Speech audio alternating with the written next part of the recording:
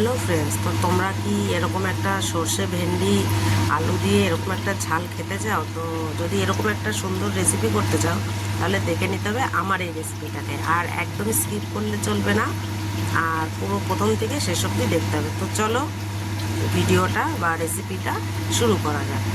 Hello guys, তো দেখো আজ আমি কি বানাবো। আজ বানাবো আমি ভেন্ডি আলু দিয়ে সর্ষে দিয়ে ঝাল। তো আমি দেখো ভেন্ডিগুলো ভালো করে কেটে ধুয়ে নিয়েছি।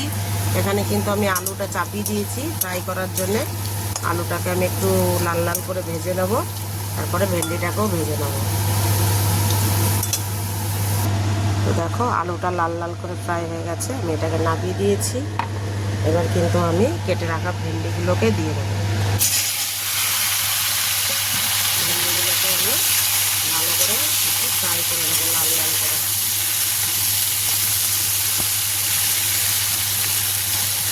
এখানে মশলাটা দেখো আমি কি নিয়ে নিয়েছি, সর্ষে আর এই যে কটা কাঁচা লঙ্কা। আমি কাঁচা লঙ্কা কটা ধুয়ে রেখেছি, একসাথে এটাকে পেস্ট করে নেবো বলে।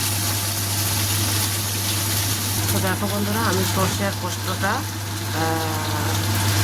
আমি ভালো করে এটাতে আমি মিক্স করে নিয়েছি। আমি সামান্য একটু পোস্ত দিয়েছি, তোমরা দিলে দিতে পারো, না দিলেও দিতেও পারো। আমি লঙ্কা সর্ষে পোস্ত হালকা পেস্ট করে নিয়েছি। আর এখানে দেখো আমি দুটো পেঁয়াজ নিয়েছি, একটু বড় বড় করে ফালি করে কেটে নিয়েছি। এদিকে দেখো ভেন্ডিটা কিন্তু হালকা ভাজা হয়েছে, তোমরা দেখে বুঝতে পারছো। এবার আমি কেটে রাখা পেঁয়াজটা এর মধ্যে দিয়ে দেবো। পেঁয়াজটা এর সাথে ভেজে নেবো। ভেন্ডিটাকে একটু ভালো করে ভাজতে হবে, যাতে ভেন্ডিতে একটা ল্যাংচুনি ভাব থাকে। একটু ভালো করে ভাজলে ওরা সেই ল্যাংচুনি ভাবটা থাকবে না।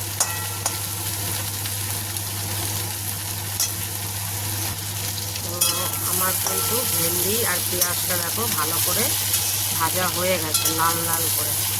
এরকম করে তোমরাও ভেজে নেবে। এবার কিন্তু আমি এতে ভেজে রাখা আলুটাও দিয়ে দেবো।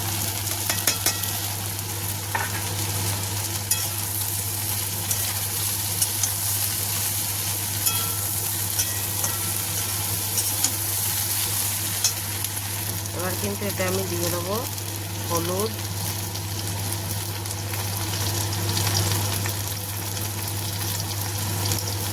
লবণ, এগুলো সব পরিমাণ মতো দিতে হবে। আর দিয়ে দেবো জিরের গুঁড়ো।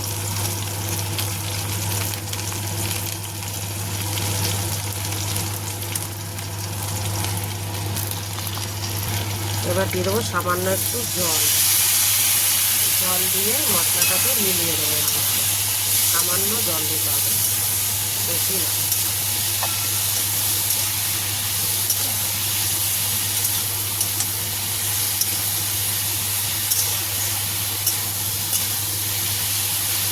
দেখো জলটা শুকিয়ে গেছে মশলা থেকে, পুরো টেনে নিয়েছে, কিন্তু মশলাটাও একদম সুন্দর মাখানো হয়ে গেছে এর সাথে।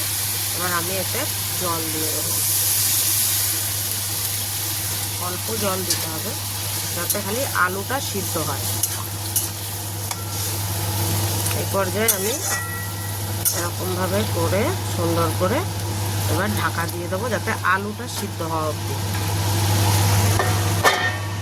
তো দেখো আমি কিন্তু ঢাকনাটা খুলে দিয়েছি, দেখি আলুটা দেখো সিদ্ধ হয়ে গেছে।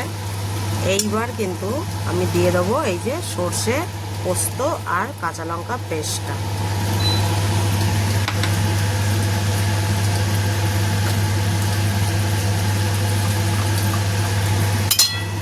একটু মিক্সিটা ধুয়ে আমি জল দিয়ে দিলাম।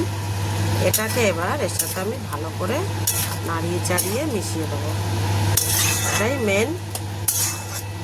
তোমরা পোস্ত দিতেও পারো, নাও পারো। আমি প্রথমে দেখাইনি, কারণ আমার মনে ছিল না, আমার ছিল বলে একটুখানি আমি দিয়ে দিয়েছি।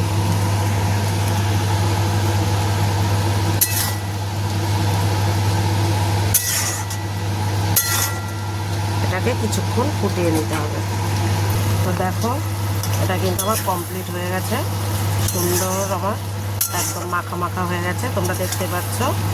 একদম দেখো আলু দেখিয়ে দিই তোমাদেরকে, আলু কিন্তু একদম পুরো সিদ্ধ হয়ে গেছে। দেখো আলু পুরো সিদ্ধ হয়ে গেছে। আর এটাকে এবার আমি নামিয়ে দেবো। এটা খুবই সুন্দর হয়েছে।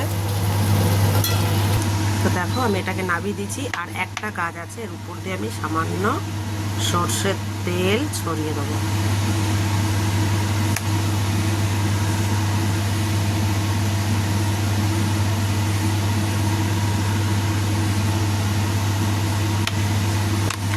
এর উপর দিয়ে আমি সামান্য কাঁচা সর্ষের তেল দিয়ে দিলাম।